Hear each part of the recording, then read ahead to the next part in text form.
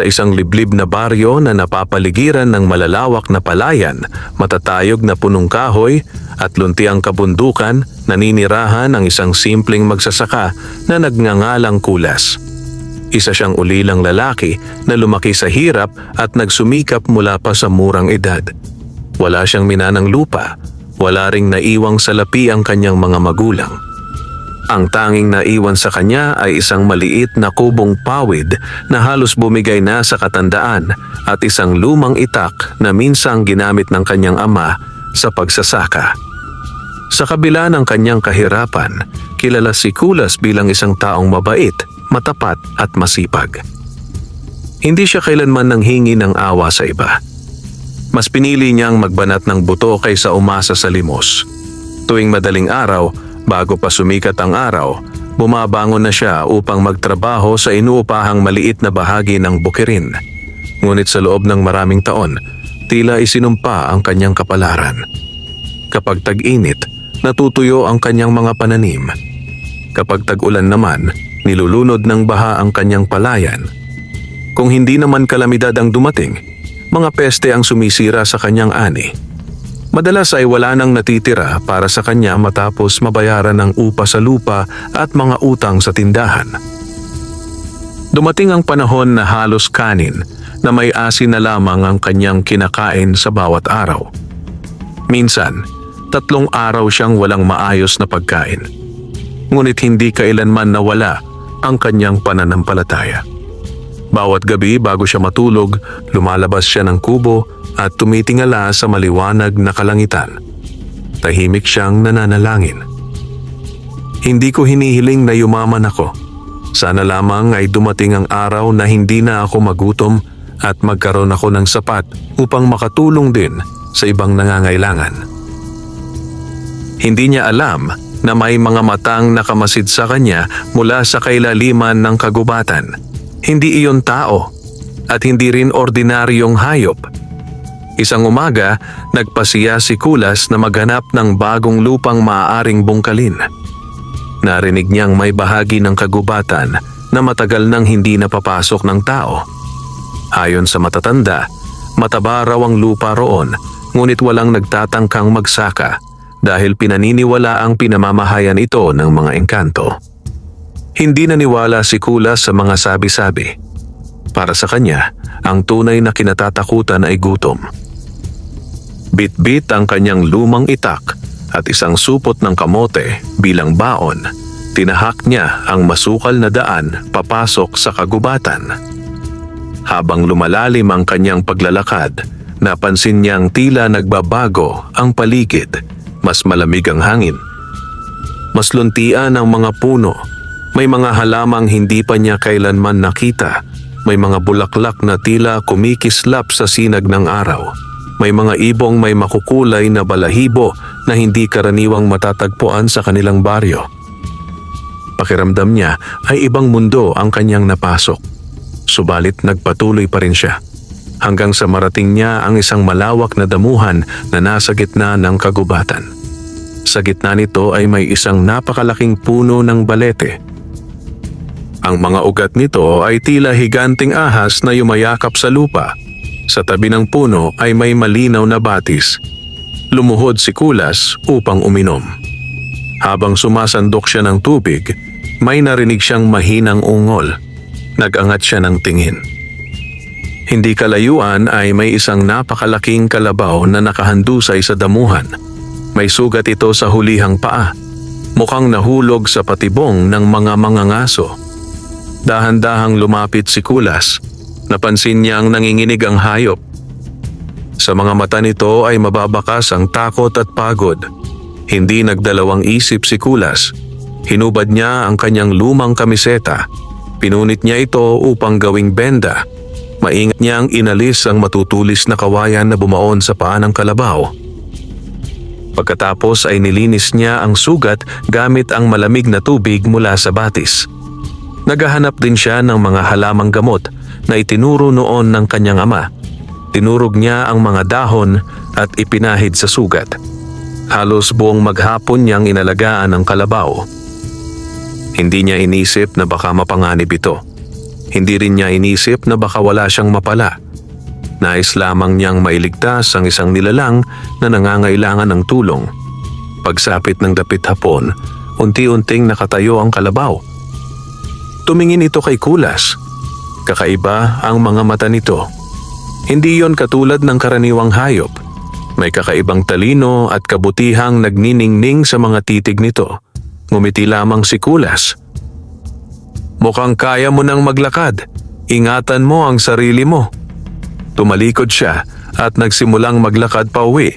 Hindi niya napansing matagal siyang sinundan ng tingin ng mahiwagang kalabaw. Makalipas ang ilang araw, bumalik si Kulas sa parehong lugar upang tingnan kung maayos na ang kalabaw. Ngunit wala na ito roon. Sa halip, napansin niyang tila mas sariwa ang damuhan.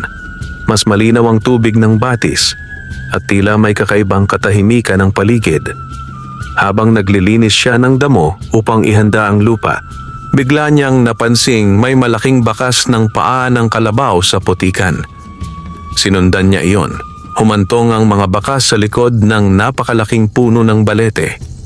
Ngunit pagdating niya roon, bigla na lamang naglaho ang mga bakas. Parang hindi kailanman may dumaan. Napakunot ang noo ni Kulas. Nagtaka siya ngunit hindi na lamang pinansin. Nagpatuloy siya sa kanyang trabaho hanggang sa lumubog ang araw.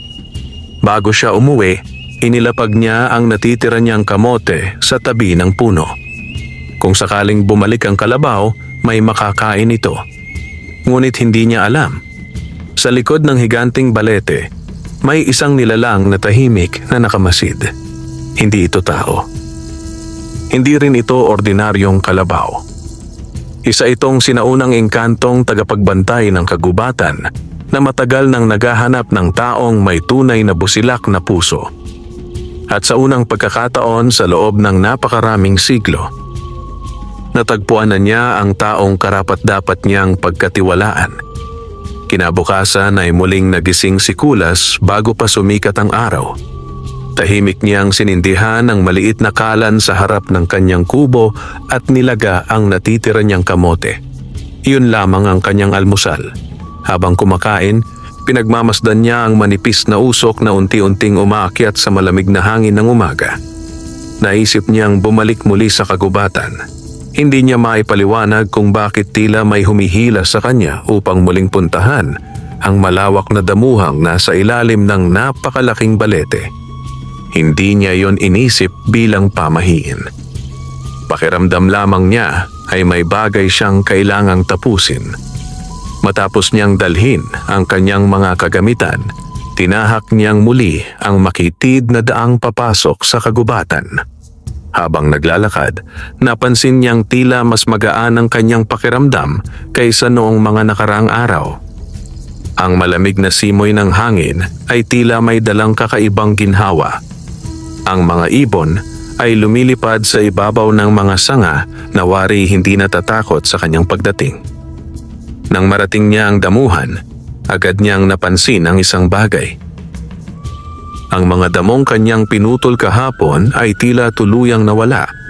Ang lupa ay mas maayos kaysa sa kanyang iniwan. Napakamot siya sa ulo.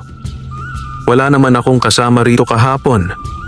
Lumapit siya sa bahagi ng lupa na balak niyang bungkalin. Napansin niyang malambot ang lupa.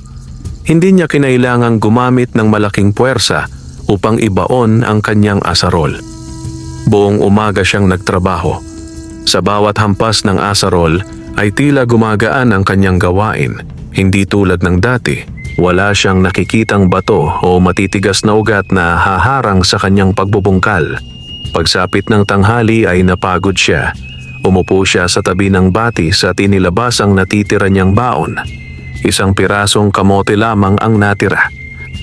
Habang kakagatin na sana niya iyon, may narinig siyang mahinang yabag. Paglingon niya ay nakita niyang muli ang malaking kalabaw. Malinis na ang balahibo nito. Wala na ring bakas ng sugat sa paa. Tahimik lamang itong nakatayo ilang dipa ang layo sa kanya. Ngumiti si Kulas. Maayos ka na pala. Hindi gumalaw ang kalabaw. Hindi rin ito tumakbo palayo. Parang naghihintay lamang ito. Tumayo si Kulas at inilapit ang natitira niyang kamote. Ito na lang ang natitira kong pagkain. Mas malaki naman ang katawan mo kaysa sa akin. Inilapag niya ang kamote sa damuhan. Lumapit ang kalabaw at marahang inamoy ang pagkain, ngunit hindi nito kinain. Sa halip ay tumingin lamang ito kay Kulas. May kakaibang lalim ang mga mata nito, parang may nais sabihin. Ilang sandali silang nagkatitigan. Pagkatapos ay marahang tumalikod ang kalabaw. Naglakad ito papunta sa likod ng malaking balete. Hindi malaman ni Kulas kung bakit, ngunit sinundan niya ito. Pagdating niya sa likuran ng puno ay wala na ang kalabaw. Napatingin siya sa paligid, tahimik. Walang bakas ng kahit anong hayop.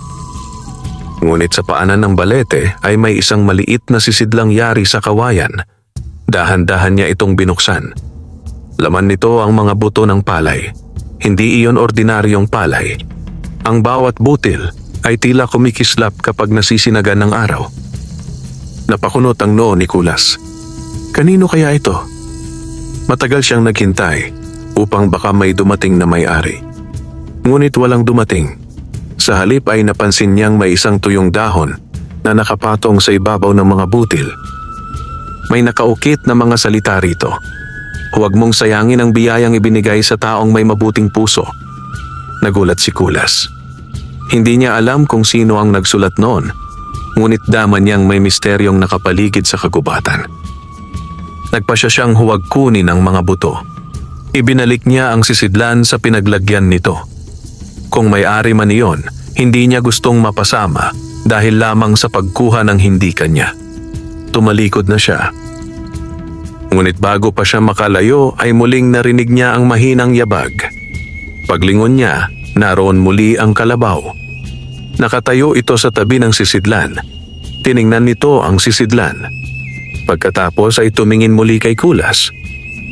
Unti-unti nitong itinulak ang sisidlan palapit sa kanya gamit ang sungay. Napaatras si Kulas. Hindi maaari. Hindi ko alam kung sino ang may-ari niyan. Muling itinulak ng kalabaw ang sisidlan. Hindi ito tumigil. Paulit-ulit nitong ginagawa iyon hanggang sa tuluyang mapunta sa paanan ni Kulas ang lalagyan. Napabuntong hininga siya. Kung ito man ay biyayang inilaan sa akin, sisikapin kong gamitin ito ng tama. Kinuha niya ang sisidlan. Sa sandaling mahawakan niya iyon, ay biglang umihip ang malamig na hangin. Kumaluskos ang libo-libong dahon ng balete, ngunit wala siyang naramdamang takot. Sa halip ay tila may kakaibang kapanatagan ang bumalot sa kanyang dibdib. Pag-uwi ni Kulas sa kanyang kubo, agad niyang itinabi ang mahiwagang mga butil.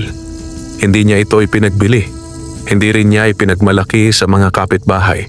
Naghanda siya ng maliit na bahagi ng lupang binungkal niya sa kagubatan. Kinabukasan ay itinanim niya ang mga kakaibang butil ng buong pag-iingat. Habang ibinabaon niya ang bawat butil sa lupa, taimtim siyang nanalangin. Hindi ko alam kung saan ito nanggaling. Kung ito man ay biyaya, sana'y maging biyaya rin ito sa ibabalang araw. Mula sa di kalayuan, tahimik na nakamasid ang mahiwagang kalabaw. Hindi ito lumalapit. Hindi rin nagpapakita ng anumang himala. Ngunit sa mga mata nito ay naroon ang unang bakas ng pagtitiwala. Unti-unti nang nagsisimula ang pagkakaibigang nakatakdang magbago hindi lamang sa buhay ni Kulas, kundi maging sa kapalaran ng buong baryo. Lumipas ang ilang araw matapos itanim ni Kulas ang mahiwagang mga butil ng palay. Araw-araw siyang bumabalik sa maliit na bahagi ng lupang kanyang inihanda sa gilid ng kagubatan. Hindi niya inaasahang agad itong sisibol. Batid niyang ang bawat pananim ay nangangailangan ng tiyaga, pag-aalaga at tamang panahon. Ngunit pagsapit ng ikalimang araw, isang bagay ang kanyang nasaksihan na hindi pa niya kailanman nakita sa buong buhay niya. Ang mga binhing kanyang itinanim ay sumibol ng sabay-sabay. Hindi lamang iyon. Ang mga murang dahon ay kulay luntiang, may bahagyang kinang na tila sumasalamin sa liwanag ng umaga. Habang hinihipan ng hangin ang mga ito, para bang may mumunting sinag na gumuguhit sa ibabaw ng palayan. Napaluhod si Kulas sa tabi ng mga punla. Marahan niyang hinaplos ang isa sa mga ito. "Salamat," mahina niyang sambit. Hindi niya alam kung kanino niya ibinubulong ang pasasalamat. Marahil ay sa may kapal. Marahil ay sa mahiwagang kalabaw na nagbigay sa kanya ng mga butil. O marahil ay sa kabutihang hindi niya inaasahang babalik sa kanya. Mula noon, higit niyang pinag-ibayo ang pag-aalaga sa maliit na bukirin. Hindi siya lumiliban kahit isang araw. Dinidiligan niya ito mula sa malinaw na batis. Inaalis niya ang bawat damong sumisibol sa paligid. Binabantayan niya ito laban sa mga ibon at daga. Ngunit may isang bagay na napansin niya. Tuwing siya ay umuuwi pagsapit ng gabi, pagbalik niya kinaumagahan ay tila may nauna nang naglinis sa bukid. Wala nang mga damong ligaw. Nakatayong tuwid ang mga pilapil. Maging ang tubig sa palayan ay nasa tamang lalim. Sa simula ay inisip niyang baka may mabuting kapitbahay na lihim na tumutulong sa kanya. Ngunit walang nakaalam na mayroon siyang bukirin sa bahaging iyon ng kagubatan. Lalo siyang nagtaka. Isang gabi, nagpasya siyang alamin ang katotohanan. Hindi siya umuwi matapos lumubog ang araw. Sa halip ay nagtago siya sa likod ng isang malaking punong kahoy na hindi kalayuan sa kanyang taniman. Tahimik siyang naghintay. Unti-unting dumilim ang paligid. Lumitaw ang bilog na buwan sa kalangitan. Ang malamig na simoy ng hangin ay dumaan sa mga dahon ng balete. Lumipas ang isang oras. Wala pa ring nangyayari. Makalipas pa ang ilang sandali, may narinig siyang mabibigat na yabag. Hindi siya gumalaw. Mula sa dilim ay lumitaw ang malaking kalabaw. Marahan itong naglakad patungo sa bukirin. Hindi ito kumakain ng palay. Hindi rin ito sumisira ng mga tanim. Sa halip, maingat nitong tinatapakan ang mga damong ligaw sa pagitan ng mga pilapil. Ang mga damong hindi naaabot ng paa nito ay tila kusang nalalanta habang dumaraan ito. Pagkatapos ay lumapit ito sa batis. Isinawsaw nito ang buntot sa malinaw na tubig. Sa bawat pag-iling nito, tumatalsik ang tubig patungo sa mga pananim. Ngunit ang tubig ay kumikislap na tila puno ng mumunting bituin. Sa loob lamang ng ilang sandali, lalong sumigla ang mga punla. Nanlaki ang mga mata ni Kulas. Hindi na niya maikakailang kakaiba ang kalabaw. Hindi ito ordinaryong hayop. Isa itong nilalang na may taglay na hiwaga. Hindi niya sinubukang lumapit. Tahimik lamang niyang pinanood ang ginagawa nito. Matapos nitong alagaan ng bukirin, humarap ang kalabaw sa malaking balete. Bigla itong yumuko. Kasunod noon ay isang mahinang liwanag ang bumalot sa buong paligid. Mula sa mga ugat ng balete ay tila may manipis na usok na umangat sa hangin. Maya-maya lamang ay naglaho ang liwanag. Kasabay nito ang pagkawala ng kalabaw. Parang tinangay ito ng gabi. Naiwan si Kulas na puno ng pagtataka. Kinabukasan ay bumalik siya sa bukirin na tila walang nangyari. Masiglang nakatayo ang kanyang mga pananim. Mas luntian ang mga ito kaysa kahapon. Habang sinusuri niya ang lupa, may napansin siyang bakas ng malalaking paa ng kalabaw. Sinundan niya ang mga iyon hanggang sa paanan ng balete. Ngunit muli, doon na naglaho ang mga bakas. Hindi na siya nagtaka. Sa halip ay marahan siyang yumuko sa puno. Kung sino ka man, maraming salamat. Pagkasabi niya noon ay bahagyang umihip ang hangin. May isang tuyong dahon na dahan-dahang nahulog mula sa itaas at dumapo sa kanyang balikat. Kinuha niya iyon. May nakaukit na panibagong mga salita. Ang taong marunong tumanaw ng utang na loob ay hindi kailanman mawawalan ng biyaya. Napangiti si Kulas. Maingat niyang itinago ang dahon sa loob ng kanyang lumang supot. Hindi niya alam kung sino ang sumusulat ng mga mensaheng iyon, ngunit ramdam niyang may nagtuturo sa kanya ng mahahalagang aral. Samantala, sa baryo ay nagsimula ng mapansin ng mga tao ang pagbabago kay Kulas. Hindi na siya mukalugmok. Bagaman payak pa rin ang kanyang pananamit, may kakaiba ng sigla sa kanyang mga kilos. Napansin din nilang araw-araw siyang pumapasok sa kagubatan. Isa sa mga unang nakapansin nito ay si Mang Tibo, isang mayamang magsasaka na kilala sa pagiging sakim. Matagal nang naiinggit si Mang Tibo sa mga taong nakakahanap ng bagong lupang masasaka. Para sa kanya, lahat ng matabang lupa ay dapat mapa sa kanya. Minsan ay nakita niya si Kulas na may dalang sisidlang kawayan pa uwi. Hindi niya alam kung ano ang laman nito. Ngunit sapat na iyon upang pagdudahan niya ang mahirap na magsasaka. Masyadong tahimik ang kilos ni Kulas nitong mga nakaraan. Bulong niya sa sarili. Parang may itinatago. Mula noon ay lihim niyang ipinag-utos sa dalawa niyang tauhan na sundan si Kulas. Hindi alam ni Kulas na habang unti-unting lumalalim ang kanyang pagkakaibigan sa mahiwagang kalabaw, may mga matang puno ng kasakiman na nagsisimula ng magbantay sa bawat niyang hakbang. At ang lihim ng kagubatan ay unti-unti nang nalalapit na matuklasan ng mga taong hindi karapat-dapat dito. Lumipas ang mga araw na payapa ang takbo ng buhay ni Kulas. Tuwing madaling araw ay nagtutungo siya sa kanyang maliit na bukirin sa loob ng kagubatan.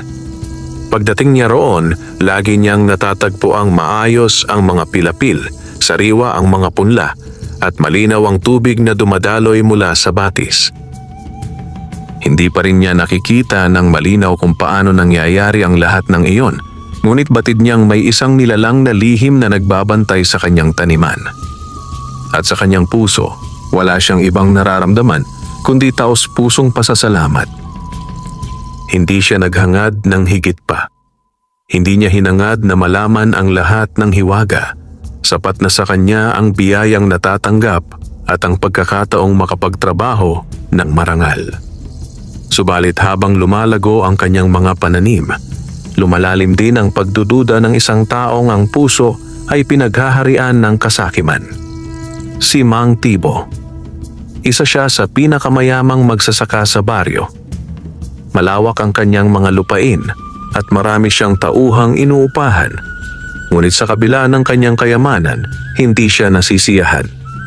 Naniniwala siyang anumang mabuti na mapunta sa iba ay dapat mapasa kanya. Kaya nang mapansin niyang tila unti-unting gumagaan ang buhay ni Kulas, nagsimula siyang maghinala. Hindi maaaring bunga lang ng sipag ang pagbabago niyang iyan, wika niya sa sarili. May tinatago siya. Isang hapon, ipinatawag ni Mang Tibo ang dalawa niyang tauhan. Sina Berto at Lando ay kapwa matatapang, ngunit higit sa lahat ay sunod-sunuran sa kanilang amo. Ilang araw na ninyong sinusundan si Kulas. Ano ang nakita ninyo? Tanong ni Mang Tibo. Sumagot si Berto. Araw-araw po siyang pumapasok sa kagubatan. Ngunit pagdating sa malaking balete, tila nawawala ang kanyang dinaraanan. Hindi namin siya masundan ng malapitan. Tumango si Lando. May kakaiba rin po sa lugar. Kapag sinusubukan naming lumapit, parang umiikot lang kami. Hindi namin mahanap ang eksaktong daan. Naningkit ang mga mata ni Mang Tibo. Kung gayon, lalo akong naniniwalang may lihim doon. Tumayo siya at dahan-dahang naglakad patungo sa bintana. Hindi ako naniniwala sa mga kwento ng engkanto. Kung may kayamanang nakatago sa kagubatan, tao rin ang nagtatago niyon. Nagkatinginan ang dalawang tauhan ngunit hindi nagsalita. Bukas, sabi ni Mang Tibo, sasamahan ko kayo. Samantala, walang kaalam-alam si Kulas sa balak ng mayamang magsasaka. Abala siya sa pag-aalaga sa kanyang bukirin. Sa bawat araw na lumilipas ay lalong tumitibay ang mga tangkay ng palay. Hindi pa man panahon ng pag-aani ay kitang-kita na ang magiging kasaganaan ng kanyang tanim. Habang naglilinis siya ng mga damo, naramdaman niyang may nakatingin sa kanya. Paglingon niya ay naroon ang mahiwagang kalabaw. Tahimik lamang itong nakatayo sa tabi ng batis. Ngumiti si Kulas. Magandang umaga. Lumapit siya at inilapag sa damuhan ang ilan sa mga saging na baon niya. Hindi ko alam kung mahilig ka rito, pero gusto kong magpasalamat. Inamoy ng kalabaw ang mga saging. Pagkaraan ay marahan nitong itinulak ang isa pabalik kay Kulas gamit ang kanyang nguso. Napatawa si Kulas. Hahatiin pala natin. Umupo siya sa damuhan habang kumakain. Sa unang pagkakataon, hindi siya nakaramdam ng matinding pag-iisa. Bagaman walang salita ang kalabaw, tila nauunawaan nila ang isa't isa. Habang tahimik silang magkasama, napansin ni Kulas na may isang munting ibon na nahulog mula sa pugad nito. Agad siyang tumayo. Maingat niyang pinulot ang ibon at ibinalik sa pugad sa pamamagitan ng isang mahabang sanga. Tahimik lamang na pinagmamasdan siya ng kalabaw. Nang makabalik si Kulas, lumapit ang kalabaw at marahang isinandal ang noo nito sa kanyang balikat. Nagulat si Kulas ngunit hindi siya natakot. Sa halip ay marahan niyang hinaplos ang leeg nito. Kaibigan na talaga kita. Sa sandaling iyon, bahagyang kumislap ang mga mata ng kalabaw. Kinabukasan, maagang nagtungo sa kagubatan sina Mang Tibo, Berto at Lando. Bitbit nila ang mga matutulis na itak at mahabang lubid. Balak nilang tuklasin ang lihim ni Kulas at kung kinakailangan ay agawin ito. Tahimik silang sumunod sa mga bakas ng paa ni Kulas. Habang lumalalim sila sa kagubatan, napansin nilang lalong lumalamig ang hangin. Hindi naglaon ay narating nila ang malaking balete. Dito siya nawawala, bulong ni Berto. Tumango si Mang Tibo. Hanapin ninyo ang anumang lagusan. Nagsimula silang maghanap sa paligid. Sinuri nila ang bawat ugat ng puno. Tinapik nila ang katawan ng balete. Hinawi nila ang mga palumpong, ngunit wala silang makita. Habang abala sila, biglang umihip ang malakas na hangin. Nagsimulang gumalaw ang mga sanga ng balete kahit walang bagyo. Unti-unting nagdilim ang paligid. Napatingin si Lando sa likuran. Parang may nakatingin sa atin. Huwag kang matakot, sagot ni Mang Tibo. Magpatuloy kayo. Ngunit habang sila ay sumusulong, lalo silang naliligaw. Ang daang kanilang dinaanan ay tila paulit-ulit lamang. Ang parehong malaking bato, ang parehong kumpol ng kawayan, ang parehong maliit na batis. Paulit-ulit silang bumabalik sa parehong lugar. Lumipas ang ilang oras. Hindi pa rin sila makalabas. Nagsimula ng kabahan si Mang Tibo. Hindi ito maaari. Bigla nilang narinig ang mabigat na yabag. Dahan-dahan silang lumingon. Sa di kalayuan ay nakatayo ang malaking kalabaw. Tahimik lamang itong nakatingin sa kanila. Hindi ito sumusugod, hindi rin ito umaalis. Ngunit may kakaibang kapangyarihang bumabalot sa presensya nito. Hindi malaman ni Berto at Lando kung bakit bigla silang nanghina. Amo, nanginginig na sabi ni Berto. Umalis na po tayo? Ngunit bago pa sila makagalaw, kumapal ang hamog sa buong paligid. Nawala sa kanilang paningin ang kalabaw. Kasabay noon ay bigla nilang nakita ang daan palabas ng kagubatan. Hindi na sila nag-aksaya ng oras. Halos patakbong umuwi ang tatlo. Pagdating sa baryo ay wala ni isa sa kanila ang nagsalita tungkol sa kanilang naranasan. Ngunit sa puso ni Mang Tibo, hindi nawala ang pagnanais na matuklasan ang lihim ng kagubatan. Sa halip, lalo lamang itong lumakas. At ang kasakimang iyon ang magsisimulang magdala ng panganib hindi lamang kay Kulas, kundi maging sa mahiwagang kalabaw na lihim na nagbabantay sa kagubatan. Ilang araw ang lumipas mula nang maligaw sina Mang Tibo sa kailaliman ng kagubatan. Sa baryo, naging usap-usapan ang bigla nilang pag-uwi na maputla ang muka at halos hindi makapagsalita. Marami ang nagtanong kung ano ang kanilang nakita, ngunit iisa lamang ang isinasagot ni Mang Tibo. Wala, naligaw lang kami. Hindi naniwala ang karamihan, ngunit wala ring naglakas loob na usisain pa siya.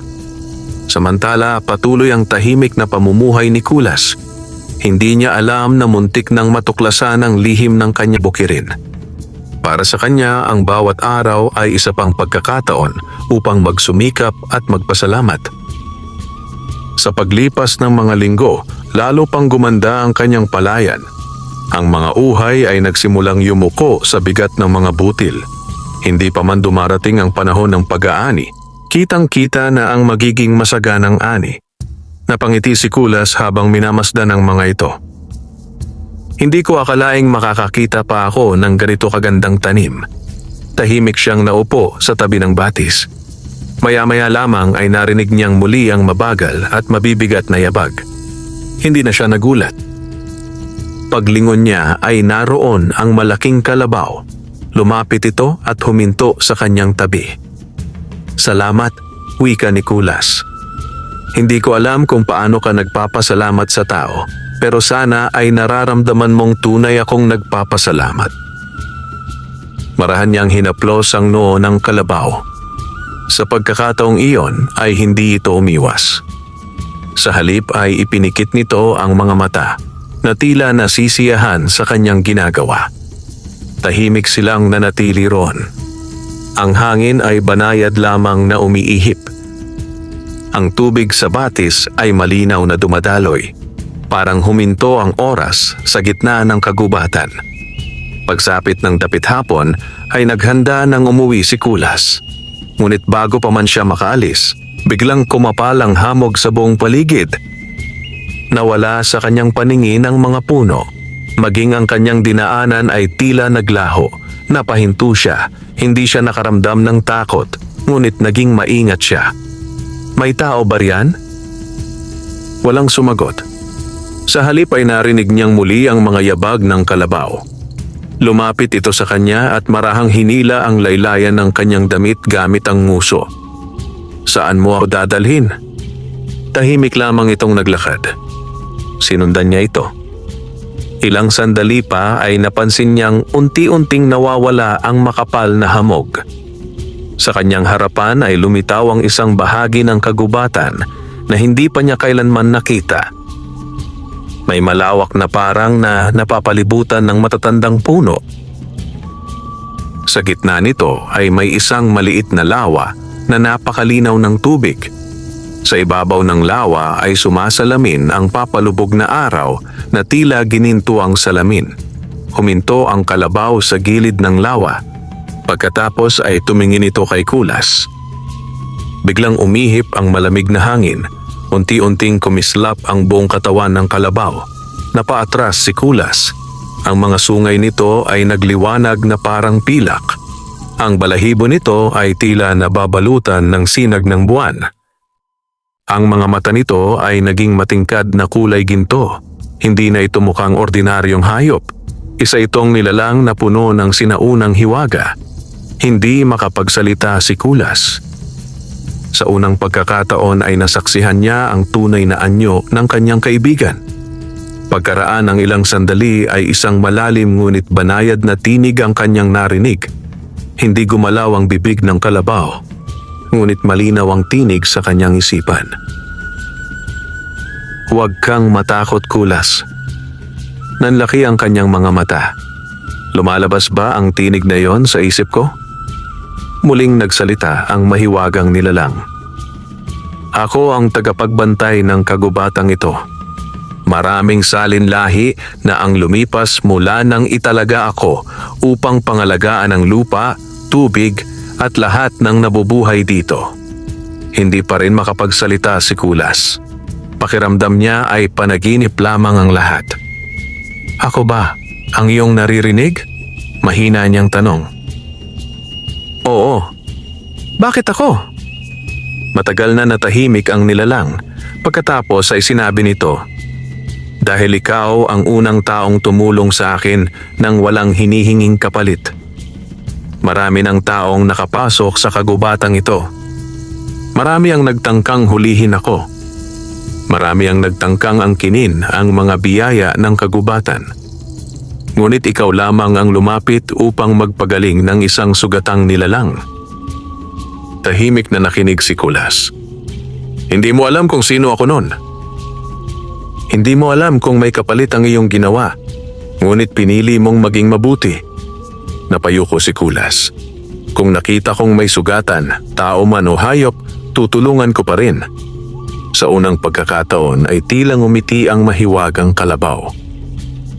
At yan ang dahilan kung bakit ikaw ang aking pinili. Tahimik ang paligid habang nagpapatuloy ang kanilang pag-uusap. Ang mga binhing ibinigay ko sa iyo ay bunga ng sinaunang pagpapala ng kagubatan. Hindi ito para sa kasakiman. Hindi ito para sa kayamanan. Ito ay para sa taong marunong magbahagi. Tumango si Kulas. Ipinapangako ko, hindi ko gagamitin ang biyayang ito para lamang sa sarili ko. Kapag dumating ang panahon ng pag-aani, tutulungan ko ang mga nagugutom. Sandaling natahimik ang mahiwagang kalabaw. Pagkatapos ay sinabi nito, alam kong tutuparin mo ang iyong salita. Ngunit tandaan mo ito. Kapag nalaman ng taong sakim ang lihim ng kagubatan, darating ang malaking pagsubok.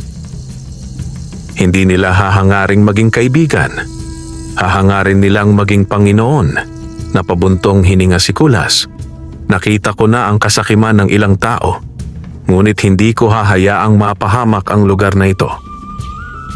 Muling kumislap ang katawan ng mahiwagang kalabaw. Ang tunay na lakas ay hindi nasusukat sa tapang. Nasa kabutihang nananatili kahit maraming tukso. Unti-unting nawala ang liwanag. Muling bumalik ang anyo nito bilang isang karaniwang kalabaw. Tahimik itong tumalikod at naglakad patungo sa malaking balete. Bago tuluyang maglaho sa likod ng makakapal na ugat, muli nitong nilingon si Kulas. Hindi na kailangan ng mga salita. Sa mga sandaling iyon ay nabuo ang isang matibay na pagkakaibigan sa pagitan ng isang mahirap na magsasaka at ng mahiwagang tagapagbantay ng kagubatan. Ngunit sa kabilang panig ng kagubatan, may isang pares ng matang lihim na nakamasid mula sa likod ng makapal na kawayan. Hindi nakita ni Kulas ang aninong iyon. Ngunit nakita nito ang mahiwagang liwanag ng engkantong kalabaw. At dali-dali itong tumakbo pabalik sa baryo upang ibalita kay Mang Tibo ang kanyang nasaksihan. Kinabukasan ay maagang nagising si Kulas. Ang mga salita ng engkantong kalabaw ay patuloy na umuukit sa kanyang isipan. Kapag nalaman ng taong sakim ang lihim ng kagubatan, darating ang malaking pagsubok. Hindi niya alam kung kailan darating ang pagsubok na iyon, ngunit daman niyang hindi ito malayo. Gayunman, pinili niyang huwag mamuhay sa takot. Sa halip ay nagtungo siya sa kanyang bukirin gaya ng nakagawian. Habang naglalakad siya sa makitid na landas, napansin niyang tila mas tahimik ang kagubatan. Ang mga ibong karaniwang umaawit tuwing umaga ay kakaunti. Ang hangin ay malamig, ngunit may kakaibang bigat.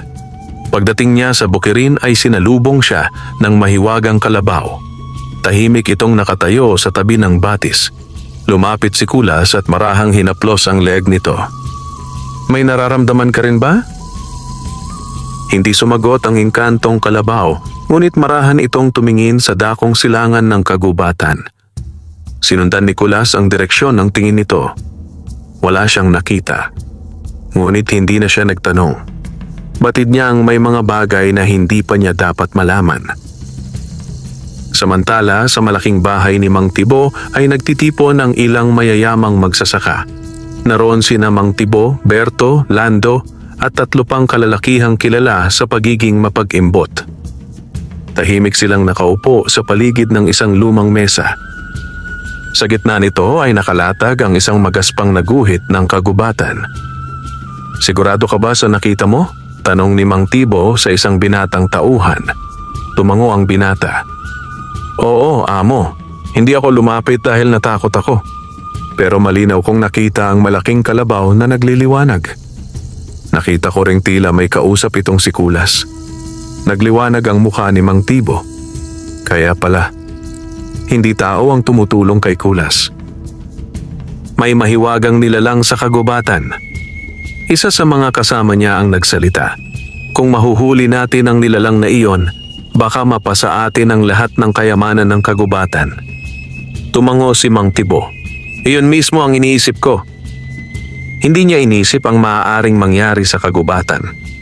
Hindi niya inisip kung ano ang magiging kapalit.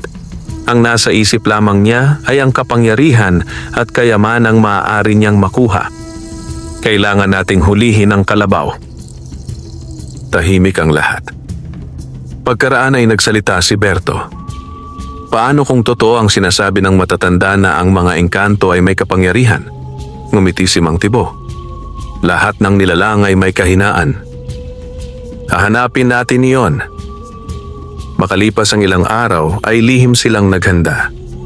Nagpagawa sila ng matitibay na lambat na yari sa makakapal na lubid.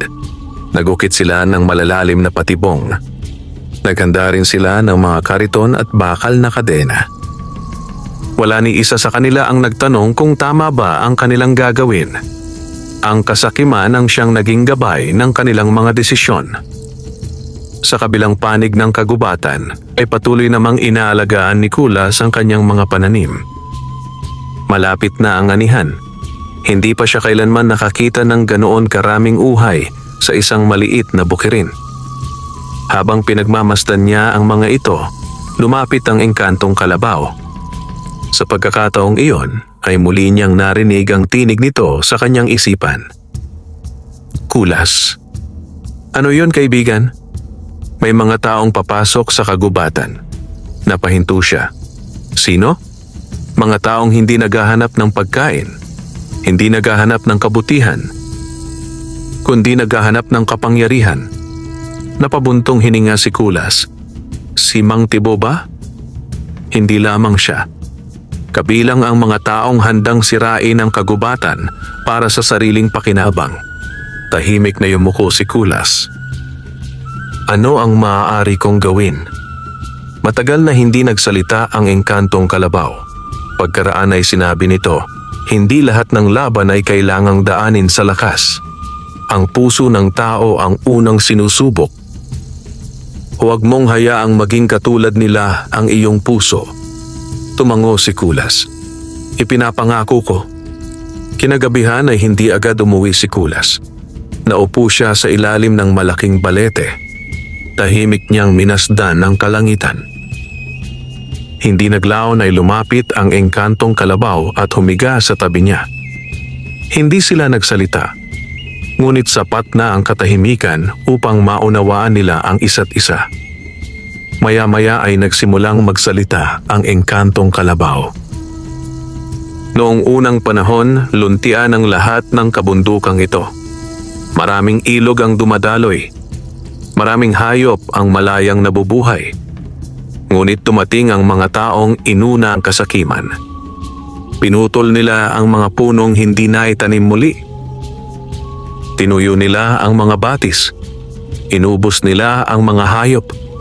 Kaya ako naiwan bilang tagapagbantay. Tahimik na nakinig si Kulas. Hanggat may taong marunong magmahal sa kalikasan, hindi mawawala ang pag-asa. Pagkatapos marinig ang mga salitang iyon, ay lalong tumibay ang kanyang pasya. Hindi lamang niya poprotektahan ang kanyang bukirin. Poprotektahan din niya ang kagubatang nagbigay sa kanya ng bagong pag-asa. Samantala, sa kabilang dulo ng kagubatan, nagsimula ng kumilos ang grupo ni Mang Tibo.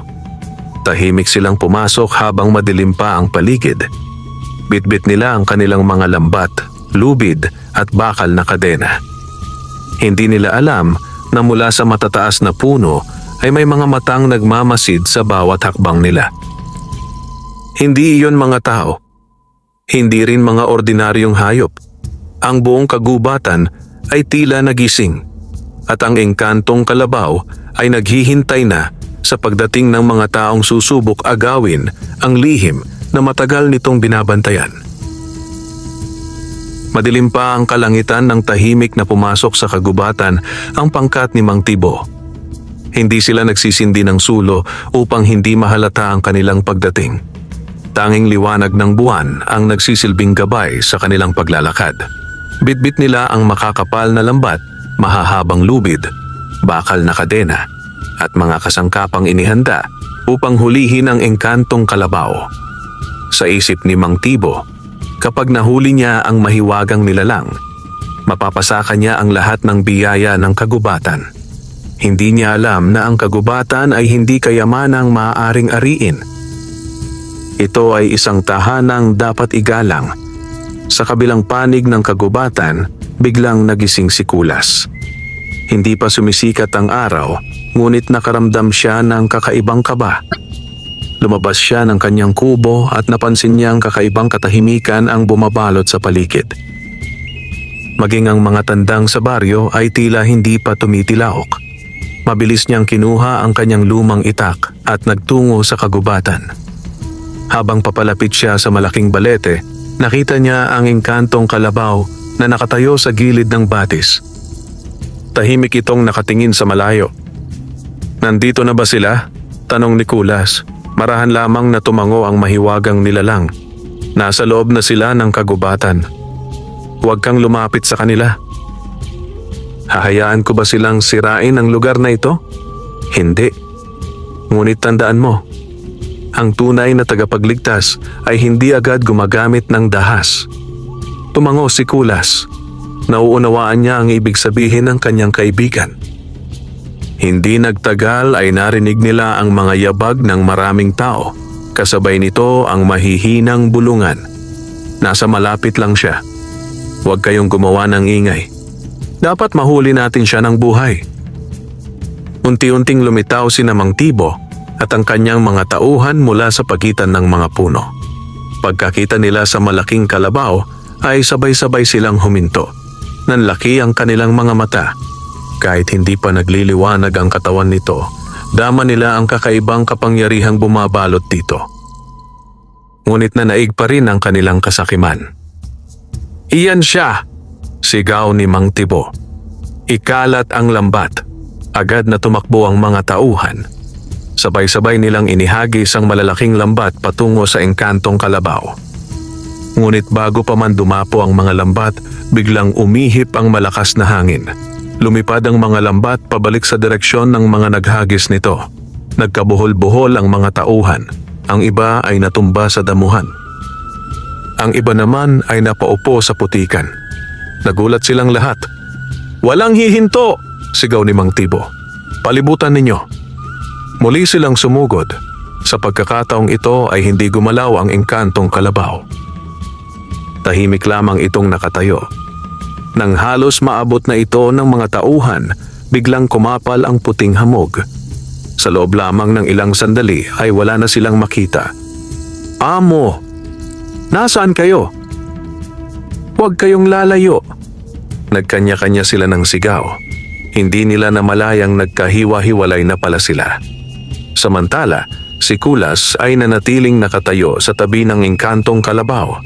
Hindi siya naapektuhan ng makapal na hamog. Pakiramdam niya ay tila may hindi nakikitang pader na nagpoprotekta sa kanya. Maya-maya ay narinig niya ang boses ng kanyang kaibigan. "Hindi ko sila sasaktan. Nais ko lamang silang paalisin." Tumango si Kulas. "Salamat. Ayaw ko ring may mapahamak." Unti-unting lumiwanag ang mga mata ng engkantong kalabaw. Kasabay nito ay nagsimulang gumalaw ang mga ugat ng napakalaking balete. Hindi sila naging mabangis. Sa halip, dahan-dahan nilang hinarangan ang ilang landas upang ilayo ang mga manghihimasok sa puso ng kagubatan. Ang mga sanga ng mga puno ay tila yumuko upang ituro ang daan palabas. Unti-unting napadpad ang mga tauhan ni Mang Tibo sa gilid ng kagubatan nang hindi nila namamalayan. Si Mang Tibo lamang ang naiwan sa loob. Dahil sa kanyang katigasan ng ulo, patuloy siyang naghahanap. Hanggang sa makarating siya sa maliit na lawa. Doon niya nakita ang engkantong kalabaw, mag-isa. Tahimik, hindi gumagalaw. Ngumiti si Mang Tibo. Sa wakas, marahan siyang lumapit habang hawak ang isang bakal na kadena. Ngunit bago pa siya makalapit, lumitaw si Kulas. "Tama na, Mang Tibo," nagulat ang mayamang magsasaka. "Ikaw, lumayo ka. Hindi mo dapat ginagawa ito. Wala kang karapatang hulihin ang nilalang na walang ginagawang masama." Tumawa si Mang Tibo. "Wala akong pakialam kung engkanto pa yan. Kapag naging akin siya, magiging akin din ang lahat ng kayamanan ng kagubatan." Napailing si Kulas. "Hindi mo pa rin nauunawaan. Hindi nagbibigay ng biyaya ang kagubatan sa taong sakim." Biglang sumimangot si Mang Tibo. Kung ayaw mong umalis, isasama kitang bihag. Itinaas niya ang bakal na kadena, ngunit bago pa niya ito maihagis, biglang bumagsak ang malakas na ulan. Sa loob lamang ng ilang saglit ay nabasa ang buong paligid. Nadulas si Mang Tibo. Nahulog ang kadena mula sa kanyang mga kamay. Sinubukan niyang tumayo ngunit lalo lamang siyang nabaon sa maputik na lupa. Humingi siya ng tulong. Walang iwanan. Ngunit wala na ang kanyang mga tauhan. Nauna na silang nakalabas ng kagubatan. Si Kulas ang tanging naroon. Mabilis siyang lumapit at inabot ang kamay ni Mang Tibo. Tayo na. Nagulat si Mang Tibo. Bakit mo ako tinutulungan? Tao ka pa rin. Hindi kita hahayaang mapahamak. Marahang hinila ni Kulas ang mayamang magsasaka hanggang makaalis ito sa putikan. Tahimik na yumuko si Mang Tibo. Sa unang pagkakataon ay wala siyang masabi. Hindi niya inaasahang ang taong nais niyang ipahamak ang siyang magliligtas sa kanya. Mula sa di kalayuan, tahimik na pinagmamasdan ng engkantong kalabaw ang tagpong iyon. Sa mga mata nito ay bakas ang pag-asa. Marahil ay may kabutihan pang natitira sa puso ng tao, ngunit hindi pa tapos ang pagsubok. May mga lihim pang matagal nang nakatago sa kailaliman ng kagubatan na unti-unti nang magpapakita. At ang mga ito ang magbabago sa kapalaran ni Kulas, Mang Tibo at ng buong baryo. Pagkatapos mailigtas ni Kulas si Mang Tibo mula sa maputik na bahagi ng kagubatan, tahimik silang naglakad palabas. Wala ni isa sa kanila ang nagsasalita. Tanging ang banayad na patak ng ulan at ang pagaspas ng mga dahon ang maririnig sa paligid. Nang marating nila ang gilid ng kagubatan, huminto si Mang Tibo. Hindi siya makatingin ng tuwid kay Kulas. Sa unang pagkakataon sa loob ng maraming taon, nakaramdam siya ng hiya. Maraming salamat, mahina niyang sabi. Ngumiti lamang si Kulas. Hindi mo kailangang magpasalamat. Sana lang ay huwag mo nang balikan ang kagubatan para saktan ng sino man. Tumango si Mang Tibo, ngunit walang katiyakang mababakas sa kanyang muka. Umalis siyang mabigat ang loob.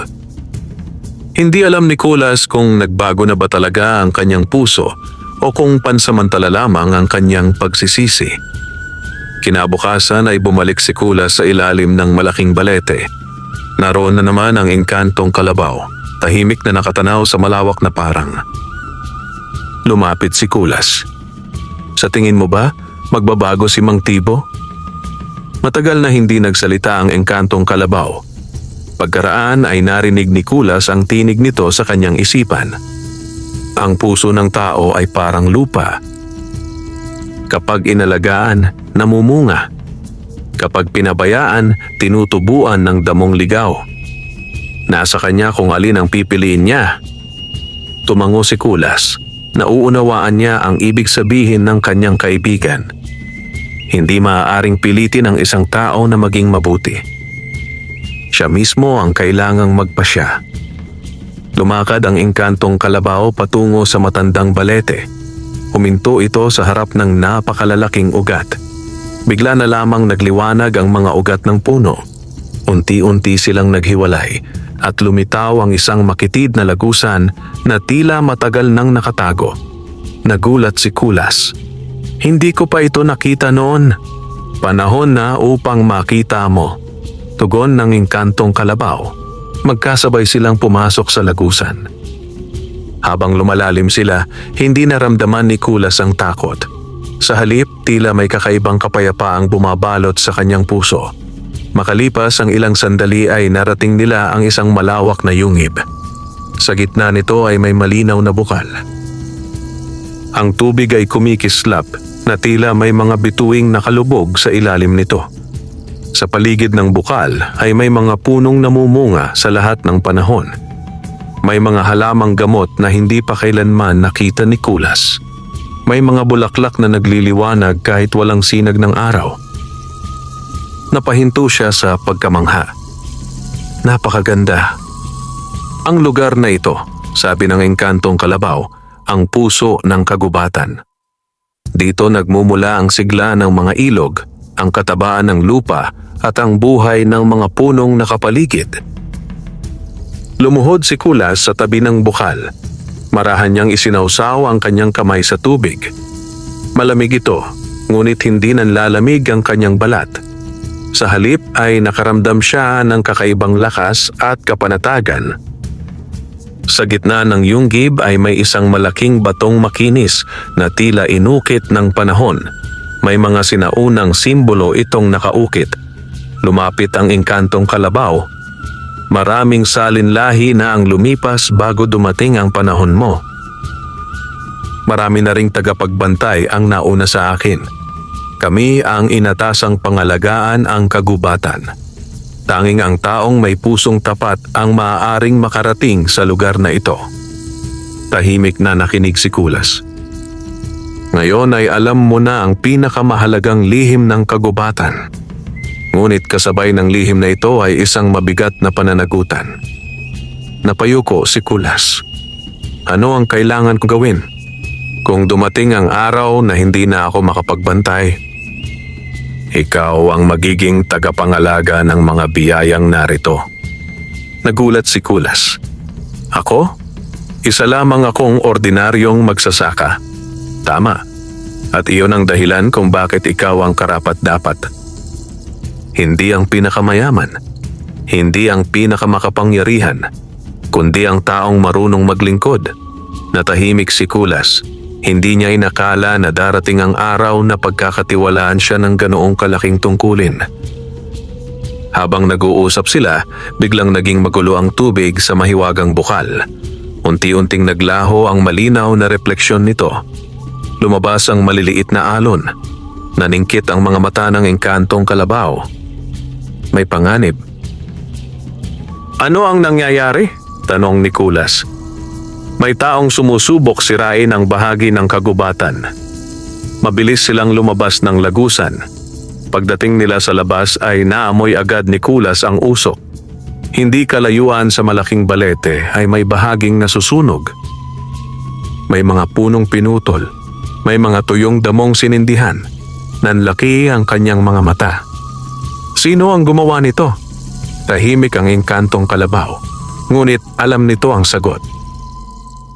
Sa kabilang panig ng kagubatan, nakatayo si Mang Tibo.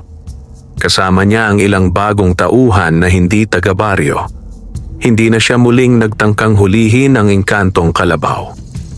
Sa halip, pinili niyang sirain ang kagubatan upang pilitin ang mahiwagang nilalang na lumabas. Hindi niya alam na sa bawat punong kanyang ipinapaputol at sa bawat bahaging kanyang sinusunog, unti-unti niyang pinapahina ang puso ng kagubatan. At kung magpapatuloy ang kanyang ginagawa, hindi lamang ang engkantong kalabaw ang nanganganib. Pati ang buong baryong umaasa sa kagubatan para sa tubig, ani at buhay ay maaaring magdusa. Nakatitig si Kulas sa papataas na usok. Sa kanyang puso ay nabuo ang isang matatag na pasya. Hindi na lamang niya po protektahan ang kanyang kaibigan. Ipaglalaban na rin niya ang kagubatang matagal nang nagbibigay buhay sa kanilang lahat. Mabigat ang dibdib ni Kulas habang pinagmamasdan ng makapal na usok na unti-unting umaakyat sa kalangitan. Ang bahaging nasusunog ng kagubatan ay hindi pa kalakihan, ngunit alam niyang kung hindi ito maaagapan, kakalat ang apoy sa iba pang mga puno. Hindi na siya nagatubili. May magagawa pa tayo, sabi niya sa engkantong kalabaw. Tahimik na tumingin sa kanya ang mahiwagang nilalang. May pag-asa pa. Agad na tumakbo si Kulas patungo sa batis. Kinuha niya ang kanyang mga timba at paulit-ulit na nagsalok ng tubig. Mag-isa niyang binasa ang mga damuhan sa paligid ng apoy upang hindi ito lumawak. Ngunit alam niyang hindi sapat ang kanyang lakas. Napakalawak ng kagubatan. Isa lamang siyang tao. Lumapit ang engkantong kalabaw sa batis. Marahan nitong itinapak ang isang paa sa malinaw na tubig. Sa sandaling iyon ay kumislap ang buong batis. Unti-unting lumakas ang agos nito. Ang tubig ay tila kusang dumaloy patungo sa bahaging nasusunog. Hindi ito rumagasan ng marahas. Bagkus, Dahan-dahan nitong niyakap ang apoy hanggang sa unti-unti itong humina. Samantala, ang malakas na hangin na kanina'y nagpapalaganap ng apoy ay biglang kumalma. Parang mismong kagubatan ang tumutulong upang iligtas ang sarili. Hindi nagtagal ay tuluyan nang namatay ang apoy. Napabuntong hininga si Kulas. Salamat. Ngunit hindi pa rin siya natuwa. Marami ng punong hindi na maibabalik. Maraming pugad ng mga ibon ang nasira. Maraming halamang matagal nang tumutubo ang natupok. Tahimik siyang yumuko. Sa kabilang panig ng kagubatan ay nakatayo si Mang Tibo. Kasama pa rin niya ang ilan sa kanyang mga tauhan. Hindi nila inaasahang agad mawawala ang apoy.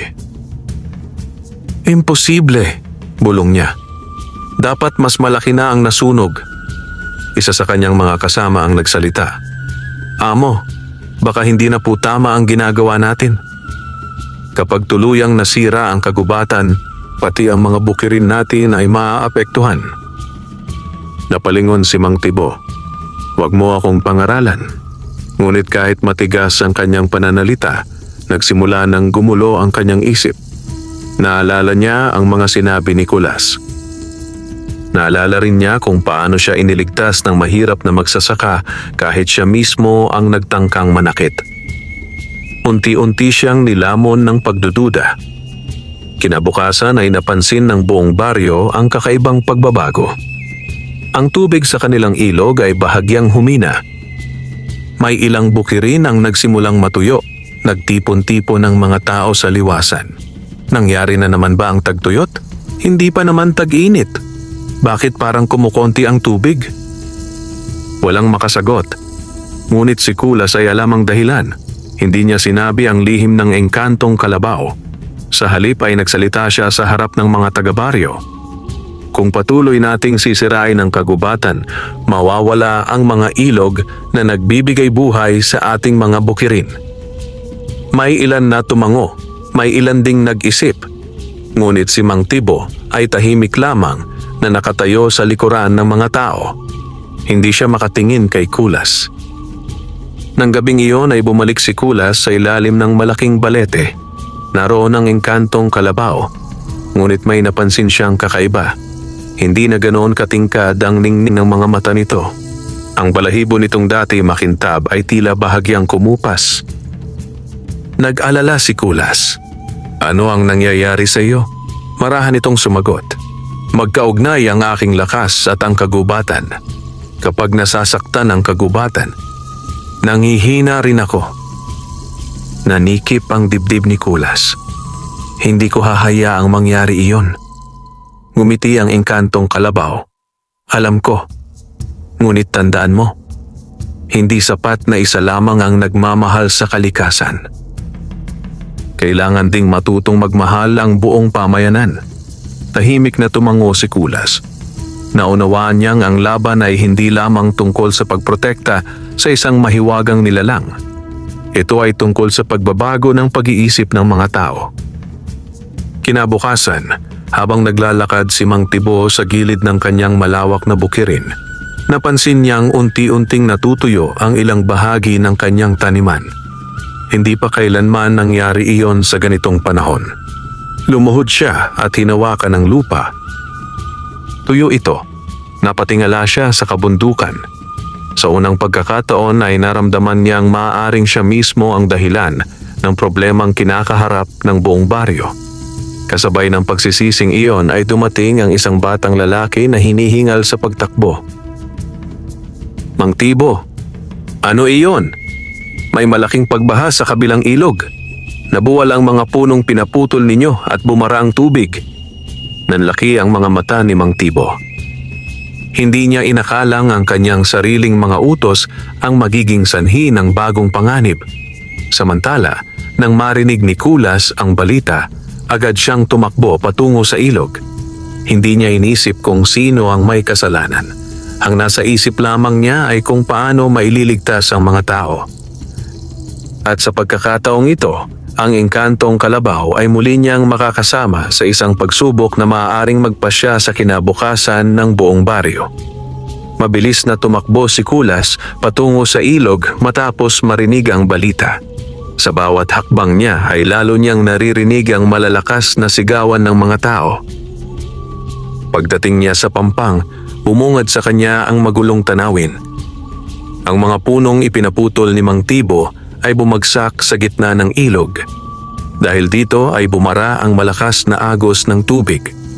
Habang patuloy ang pagdating ng tubig mula sa kabundukan, unti-unti itong umaapaw sa magkabilang pampang. Maraming bahay ang nanganganib na bahain. Ang ilang magsasaka ay pilit na inililigtas ang kanilang mga alagang hayop. Ang iba na may nagbubuhat ng mga sako ng palay upang hindi mabasa. Hindi nagdalawang isip si Kulas. Dalhin ninyo sa mataas na lugar ang mga bata at matatanda. Malakas niyang sigaw. Agad namang sumunod ang ilang taga-baryo. Bagaman mahirap lamang si Kulas, kilala siya ng lahat bilang isang taong maaasahan. Habang abala ang mga tao, dumating si Mang Tibo. Pagkakita niya sa malaking pagbaha, ay napaluhod siya sa pampang. Alam niyang siya ang may kasalanan. Ang mga punong ipinaputol niya ang siyang bumara sa ilog. Tahimik siyang yumuko. Hindi niya alam kung paano haharapin ang buong baryo. Sa gitna ng kaguluhan ay biglang lumitaw ang engkantong kalabaw mula sa kagubatan. Hindi ito nagliliwanag gaya ng dati. Halatang nanghihina ito. Ngunit nanatiling matatag ang tindig nito. Lumapit ito kay Kulas. May paraan pa. Ano ang kailangan nating gawin? Tanong ni Kulas. Kailangang mabuksan ang daanan ng tubig. Tutulungan kita. Tumango si Kulas. Agad niyang tinawag ang mga kalalakihan sa baryo. Magdala kayo ng mga lubid at mga palakol. Huwag tayong mag-aksaya ng oras. Sa unang pagkakataon, walang tumutol. Maging si Mang Tibo ay lumapit. Nakikiusap ako, sabi niya habang nakayuko. Hayaan ninyo akong tumulong. Tiningnan siya ni Kulas. Wala siyang nakitang yabang sa mukha nito. Ang naroon ay pagsisisi. Tumango siya. Lahat tayo ay magtutulungan. Nagsimula silang putulin at alisin ang mga punong bumabara sa ilog. Napakahirap ng gawain. Malakas ang agos ng tubig. Madulas ang mga bato. Maraming ulit na muntik madala ng rumaragasang tubig ang ilang kalalakihan. Sa bawat pagkakataon ay naroon si Kulas upang umalalay. Samantala, ang engkantong kalabaw ay pumasok sa mababaw na bahagi ng ilog. Ginamit nito ang lakas ng kanyang katawan upang itulak ang pinakamalalaking troso. Bagaman nangihina, hindi ito sumuko. Makalipas ang mahabang oras ng pagtutulungan, unti-unting bumukas ang daanan ng tubig. Biglang rumagasa ang naipong agos patungo sa ilog. Mabagal na nagsimulang humupa ang baha. Isa-isang napabuntong hininga ang mga tao. Ligtas na ang baryo. Pagkatapos ng lahat ng nangyari ay lumapit si Mang Tibo kay Kulas. Sa harap ng buong baryo ay lumuhod siya. Patawarin mo ako. Nanaig ang aking kasakiman. Akala ko ang kayamanan ay makukuha sa pag-angkin. Ngayon ko lamang naunawaan na ang tunay na biyaya ay dumarating sa taong marunong magbahagi. Tahimik ang buong baryo. Marami ang nagulat sa kanilang nasaksihan. Ngumiti si Kulas at marahang itinayo si Mang Tibo. Ang pinakamahalagang hakbang ay ang pagtanggap sa pagkakamali. Huwag nating sayangin ang pagkakataong magbago. Napatango si Mang Tibo. Mula sa araw na iyon ay ipinangako niyang hindi na siya magpapaputol ng mga puno ng walang kapalit na pagtatanim. Ipinamahagi rin niya ang bahagi ng kanyang ani sa mga pamilyang higit na nangangailangan. Unti-unti niyang binago ang kanyang pamumuhay. Lumipas ang ilang buwan. Muling naging luntian ang kagubatan. Nagtanim ng daan-daang punla ang mga taga-baryo. Inalagaan nila ang mga batis, pinangalagaan nila ang mga hayop na naninirahan sa kagubatan. Kasabay nito ay unti-unting bumalik ang sigla ng engkantong kalabaw. Muli nitong nakuha ang dating lakas. Muling luminaw ang tubig sa mahiwagang bukal at muling naging masagana ang mga bukirin. Dumating ang panahon ng pag-aani. Hindi lamang si Kulas ang nagkaroon ng masaganang ani. Halos buong baryo ay pinagpala ng mabubuting pananim. Hindi itinago ni Kulas ang kanyang inani. Nagbigay siya ng bigas sa mga balo. Nagbahagi siya sa mga matatandang walang pamilya.